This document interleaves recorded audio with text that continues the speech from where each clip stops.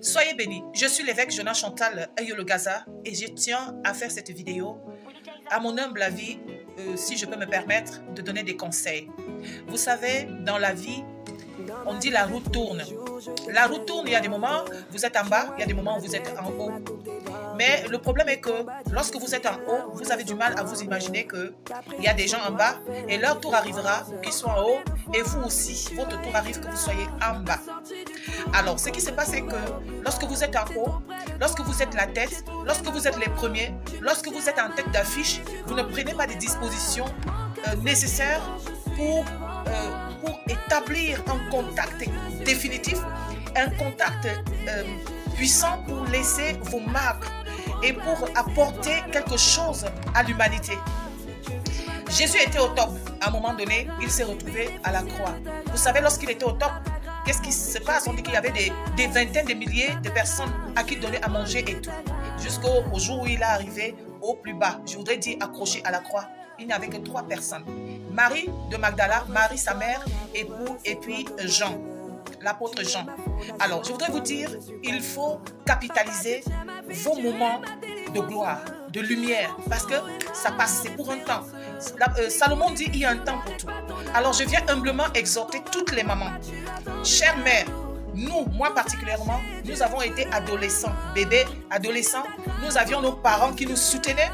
Elles aussi, nos mamans, ont pris du recul pour pouvoir nous éduquer, pour nous soutenir. Elles aussi avaient leur moment de gloire, leur moment d'adolescence, leur moment de folie. Alors nous aussi, quand nous sommes en tête d'affiche, les mamans, je parle de femmes, parce que c'est les femmes qui éduquent, c'est les femmes qui sont la multiplication. Vous savez, Dieu ne peut pas faire l'œuvre sans la femme, parce que c'est la femme qui est la multiplication. C'est la femme qui est la multiplication. Si vous voulez prospérer, impliquez la femme. Si vous voulez avoir quoi que ce soit dans tout ce que vous faites, vous allez impliquer la femme parce que c'est la femme qui multiplie. Et c'est pour cela que la femme est celle qui a reçu le message de la résurrection. Bref, alors, je vais dire aux mamans, il y a un temps où nous sommes en tête d'affiche, où nous sommes dans notre gloire. Nous sommes sur les réseaux sociaux, on se fait les Snapchat, on danse nu, on fait toutes ces choses.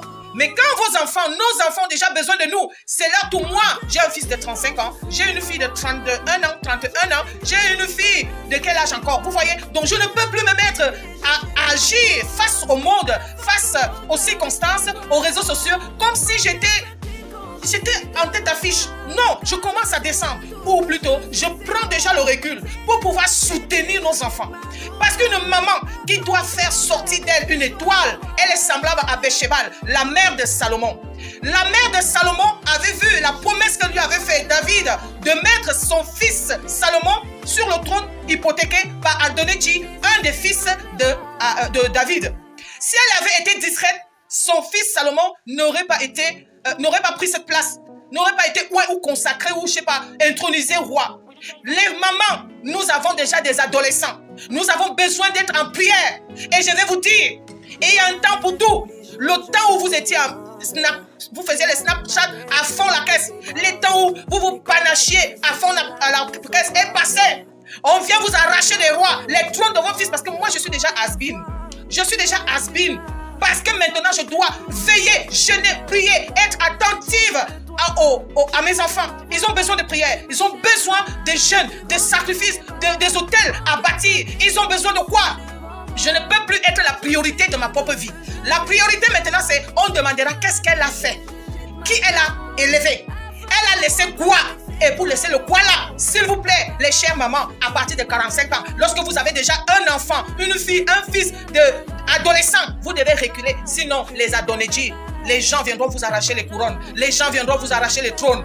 Pourtant, Dieu vous a fait des promesses. Pourtant, Dieu a dit que vos enfants seront et seront et seront. Mais le fait que vous soyez discret par les réseaux sociaux, par tout genre de choses, parce que vous voulez encore briller comme hier, vous perdez le Messie que Dieu vous a donné. Maria, la mère de Jésus, la mère adoptive de Jésus, qu'est-ce qu'elle a fait? Elle a entendu l'ange lui dire, quitte ici, quitte là, fuis avec le bébé. Si Joseph ou Marie avaient été discrets, Jésus aurait été tué. Jésus aurait été tué. Les femmes adultes, les femmes, les mères, les grands-mères, vous êtes trop discrètes. Passez le temps à insulter. Qu'est-ce que vous allez laisser comme souvenir, comme enseignement, comme marque? Votre pays a besoin de vous. Votre famille a besoin de vous. Vos enfants ont besoin de vous. Alors levez-vous. Prenez la deuxième place. Reculons. Reculons et faisons quoi? Poussons, soutenons nos enfants. Afin que demain on dise le fils de, la fille de. Que le nom du Seigneur soit loué. Soyez bénis.